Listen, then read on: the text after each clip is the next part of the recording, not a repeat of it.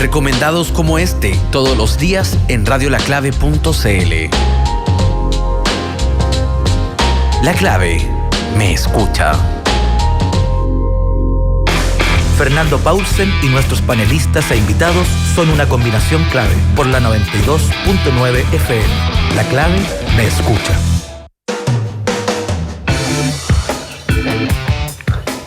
Empieza tu día con toda la energía natural de Marley Coffee, un café de grano orgánico molido al instante con leche descremada. Prueba el sabor de Marley Coffee en sus 12 exquisitas y variadas mezclas que te esperan para recargar tu día. Con Marley Coffee disfruta tu día con toda la onda. Ya estamos en la primera parte de este panel de día miércoles. Vamos a tener hoy día a Francisco Martorell solito porque Alberto Mayor no pudo venir. Gracias, Francisco. Pancho, ¿cómo estás? Hola, Fernando, ¿cómo estás? Buen día. ¿Qué le pasó a Alberto? No quiso participar no sé, del resumen del año. Tuvo un imponderable de esos que, como diría el padrino, no pudo resistir, no pudo evitar. Así que ahí está, Alberto ya vendrá la próxima semana. Pancho, a ver, conversemos un poquitito sobre cómo estás viendo y cómo se ha seguido. Ayer fue muy noticioso todo lo que implicó el que a Chile llegara la variante del virus desde Gran Bretaña, a través además de un recorrido aéreo más un recorrido terrestre a Panguipulli, y bueno, después esta cosa media patética que hizo la subsecretaria de pedir a las personas si tenían información o venían en el avión que llamaran a un determinado número, donde básicamente la trazabilidad quedó un poquitito de manifiesto que aparentemente hay dificultades para seguirla. Yo entiendo que hay listas de pasajeros en todos los aviones y uno podría hacerlo directamente, pero para los efectos prácticos tenemos el virus en la Antártica y tenemos el virus en su segunda variación, aparentemente desde Gran Bretaña, aquí en Chile, hoy día. Sí, yo diría que lo de ayer fue gráfico de un problema que se venía anunciando y que era una gran oportunidad, un control, ya que tú cierras supuestamente toda la frontera y haces que solamente ingresen a Chile la gente, ya sea chileno o extranjeros, por el aeropuerto de Santiago. No es tan difícil como tú dices trazar, porque cada persona que entra al aeropuerto tiene que hacerlo oficialmente, pasa por una serie de controles, por lo tanto los registros debieran tenerlos todos muy claro el gobierno, el Estado chileno, y efectivamente ese llamado de la ministra y eso de comuníquese con un teléfono sin saber dónde puedes ubicar a las personas que llegaron en ese vuelo, a mí la verdad que me sorprende. Yo aquí estoy con el colegio médico cuando dice que se perdió una oportunidad, que era parar por lo menos esta nueva cepa que sabemos que es muy contagiosa, además en un momento que es complicado. Ayer, por ejemplo, se reportaron cerca de 22.000 exámenes PCR con 2.000 casos. Eso da una positividad muy alta, es decir, acá hemos tenido días de 47.000 exámenes PCR, y hacer 22.000, el 50%, demuestra que no hay intención o no hay una gran intención de salir a buscar los casos asintomáticos, por lo menos en este periodo, como una manera también de disfrazar las cifras, porque efectivamente si uno hace un rango y dice, bueno, todos los días vamos a hacer 45.000 exámenes PCR, la cantidad de contagiados sería no 2.000, quizás estaríamos sobre los 3.000 o 3.500. Entonces hay una preocupación, y si además no abriste la frontera, no te preocupaste del tema concreto del Reino Unido, pues se dijo, las personas que entren, que vengan, que hayan estado los últimos 14 días en el Reino Unido van a tener que estar controlados. Bueno, pero ¿qué pasa con los otros vuelos? Ya sabemos que esa cepa, o esa nueva cepa que le llamamos del Reino Unido, pero que está en todas partes, apareció en varios países europeos. Hay una cepa también en África, que es la nigeriana. Bueno, todo ese tipo de cosas yo creo que se debió haber tenido mayor control, la trazabilidad de estos casos es importante, y también lo que hace Fernando es relajar a las otras personas, y ese es el problema central en esto, porque mucha gente, y lo graficó un tuit que fue muy retuiteado ayer, ese de Dubái, Reino Unido, Madrid, sí, Santiago, Panguipulli, y a mí me piden permiso para ir a comprar pan. Entonces, después se entiende por qué hay, no sé, más de 200, 300, 400 personas en una fiesta semiclandestina abierta a las 8 de la noche de Santiago, porque se van relajando las medidas. A mí me tocó ver, veía la ciudad ayer pasada a las 10 de la noche, y había mucho movimiento, no había un temor al toque de queda. Es decir, estaban todos los autos en la calle circulando, o muchos autos en la calle circulando. Entonces creo que ese tipo de cosas, este tipo de acciones donde se relajan ciertas medidas y donde sirven de ejemplo en un momento como este, que sabemos que es complicado porque estamos justo a puertas de... aquí hay una cuestión que es sanitaria y que también es política. Sebastián Piñera como que se juega su última gran oportunidad respecto a la pandemia, que es la posibilidad de hacer bien el tema de controlar en esta etapa y además conseguir las vacunas que lleguen y aplicarlas a tiempo para inmunizar a la mayor cantidad de la población. Y lo primero está fallando, y los números alertan de que vamos a tener un enero bastante complicado. Y si además las vacunas llegan retrasadas, vimos que en España se están retrasando 24, 48 horas los ingresos a las partidas, acá solamente han llegado 10.000 dosis, que no nos sirve mucho, claro, atendemos la primera línea o parte de la primera línea en algunas regiones. Entonces, efectivamente es una situación bastante complicada, y creo que el gobierno se juega la figura de Sebastián Piñera, que lo conocemos bien, sabemos que para este tipo de cosas funciona como funcionó con los 33 de Atacama, para logística, para poder generar, se está jugando algo importante. La primera parte falló, el virus llegó. Segundo, somos el único país de todos los que están en la Antártica que llevaron el virus al continente blanco hasta ahora, y eso también es una demostración de nuestra falta de control en aspectos fundamentales con las cepas.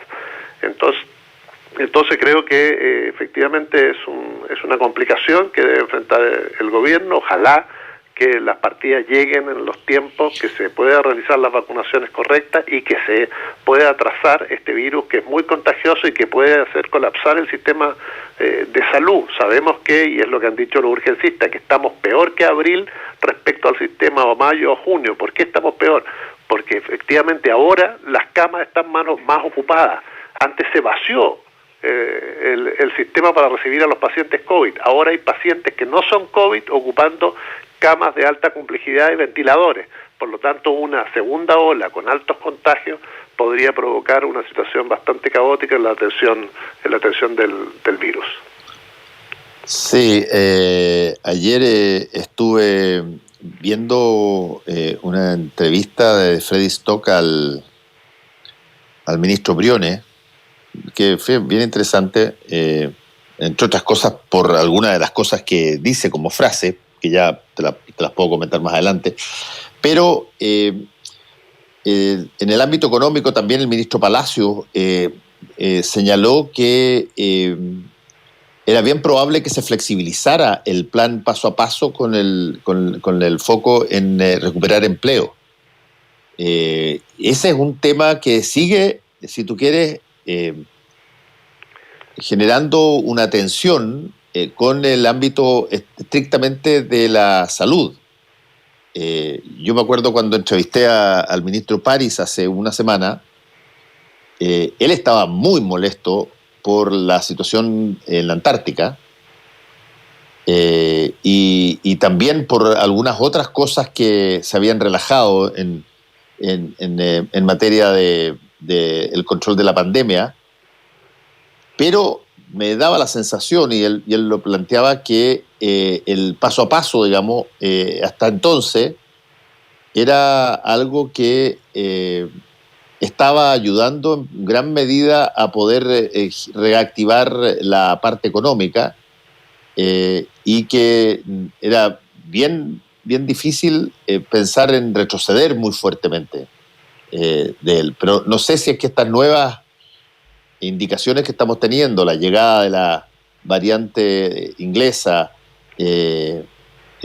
estas cosas que estamos viendo como gente que le importa bastante poco el resto de la población y ellos mismos, digamos, y tienen estas fiestas clandestinas, además que son fiestas, hoy día estaba viendo en Twitter, anunciadas con meses de anticipación, públicamente.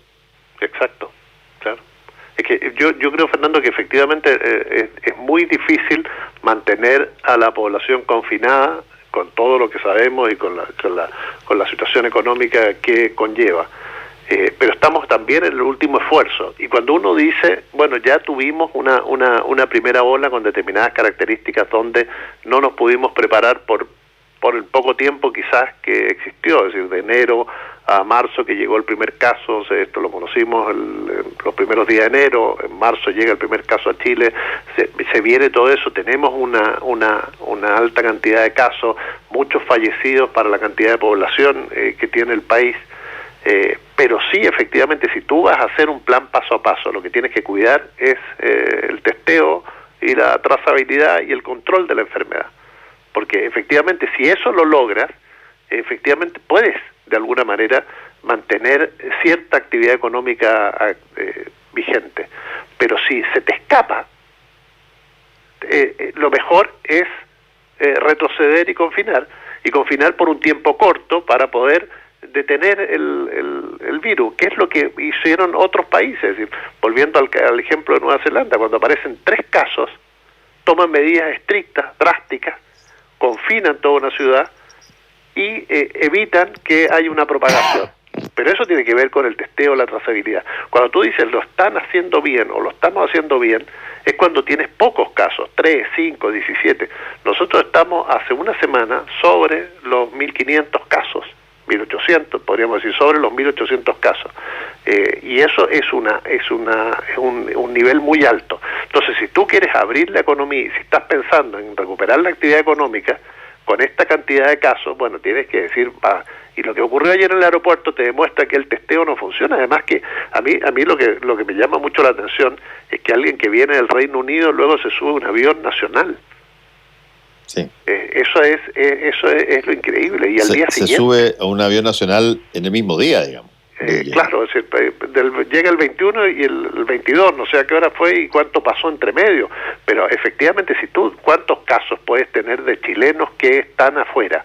Ahora, segundo, los viajes al exterior, ¿es necesario reactiva la economía nacional que se permita que la gente viaje en este periodo al exterior cuando no es algo absolutamente esencial por trabajo, por salud, por familia, etcétera? Si es que es un tema de vacaciones, de turismo, ¿reactiva la economía nacional o ayudamos a reactivar otras economías? Entonces, en ese sentido creo que, o ciertas empresas que son las que hacen el vuelo al extranjero, o agencias, pero yo creo que en eso tendríamos que ser más restrictivos. Es decir, hay una serie de cuestiones que lo de ayer grafican, y lo peor es aún que generan lo que estamos conversando, es decir, este relajo respecto a las medidas de la gran mayoría de la población, porque dice, bueno, si dejan que una persona viaje por el mundo, no sé, por las razones que habrá tenido para salir, pero eso es lo que queda como imagen, ¿por qué yo no voy a poder ir a una fiesta en el espacio Broadway? ¿O por qué no voy a poder salir después del toque de queda? ¿O por qué no me voy a poder reunir con mis amigos en la plaza sin mascarilla? Creo que todo ese tipo de cuestiones son señales muy importantes que vamos a tener, y hoy supuestamente vamos a tener lo que tú dices, es decir, una cierta flexibilización del plan paso a paso con miras a las vacaciones.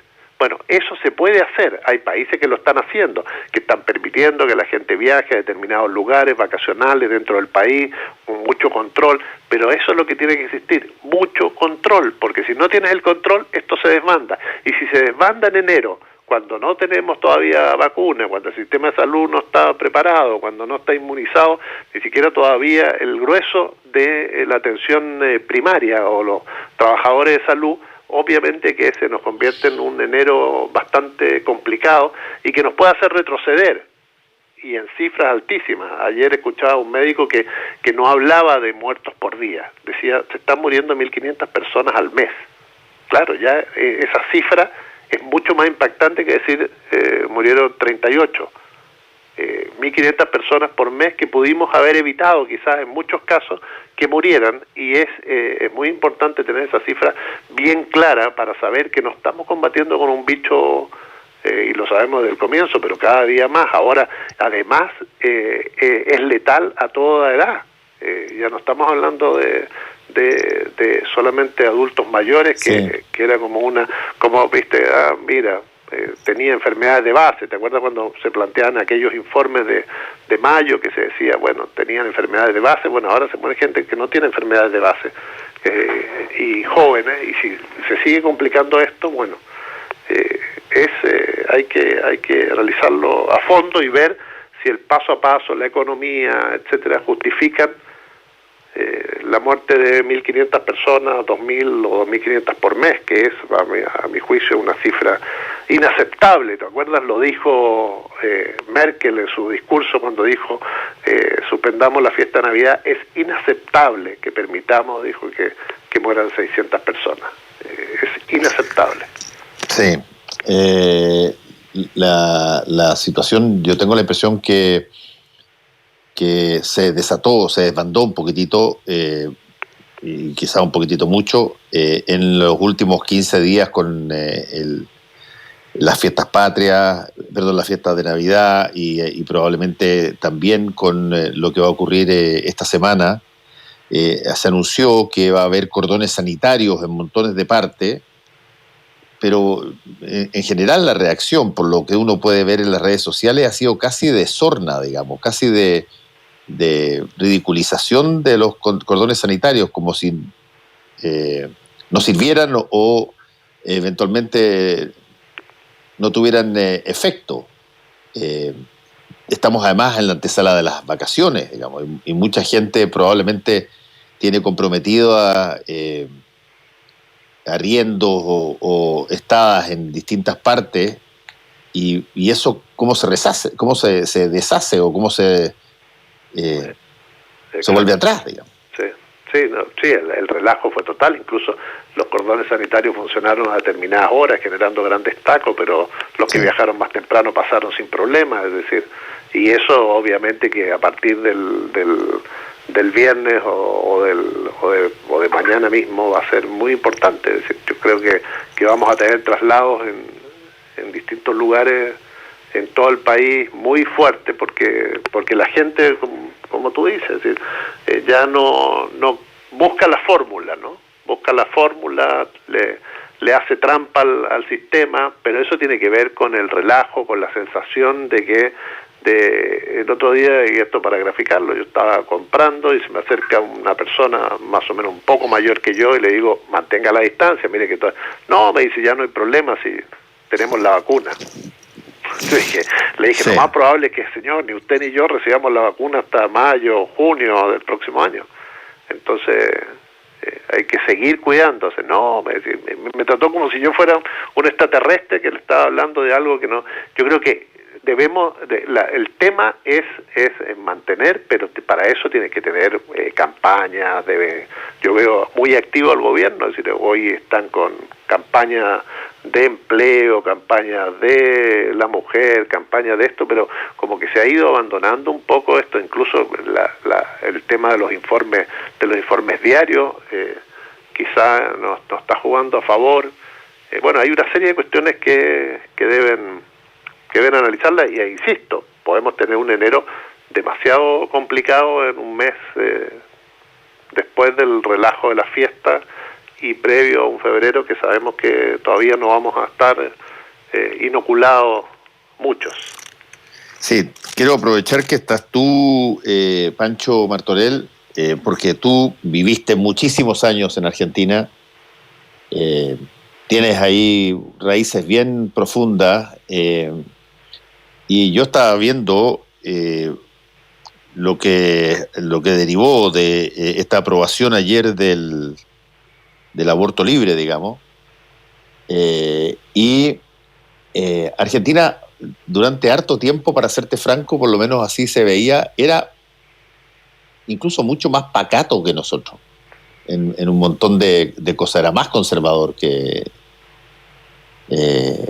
nosotros. Estoy hablando en los 70, uno cruzaba la cordillera y tenía aproximaciones de ideas y aproximaciones de costumbres que probablemente les sorprendía a los argentinos, lo miraban así con ganas, pero medio timorato. Y de pronto los conservadores somos nosotros, digamos. Sí, lo que pasa es que yo creo que ahí... No te digo solamente por esto, te estoy hablando en términos generales, la mirada a la vida común, digamos. Sí, lo que pasa es que yo creo que ahí la influencia del peronismo, con su integrismo, con esa relación muy fuerte con la Iglesia en muchos aspectos, con iglesias de base, etcétera, de alguna manera hicieron que los que detentaban el poder cuando ellos estaban en el gobierno mantuvieran de alguna manera cierto conservadurismo.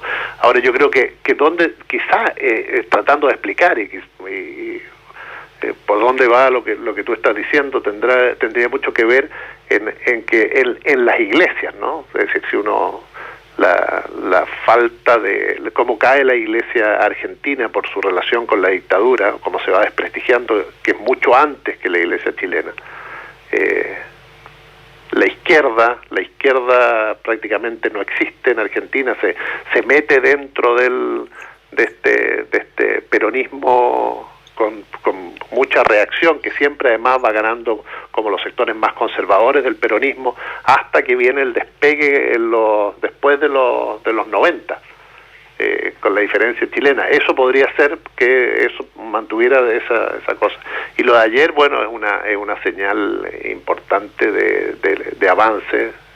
Argentina pasa a ser uno de los países que esta materia desde hace 3-4 años vienen con manifestaciones, con 8M muy potentes, con mucha fuerza, equidad de género, etcétera. Por lo tanto, efectivamente nos dan una lección. Ahora sabemos que el aborto en 3 causales fue un paso adelante. Ahora, si uno mira las cifras, fue un poco legislar en el margen también, es resolver problemas de suma urgencia, pero todavía sigue presente el problema mayor, que todavía se mantiene una gran cantidad de abortos encubiertos y clandestinos, porque efectivamente la gran cifra, el gran número de la necesidad de la interrupción del embarazo no tiene que ver con esas 3 causales, tiene que ver con otras cosas que la sociedad debe enfrentar. Por eso yo creo que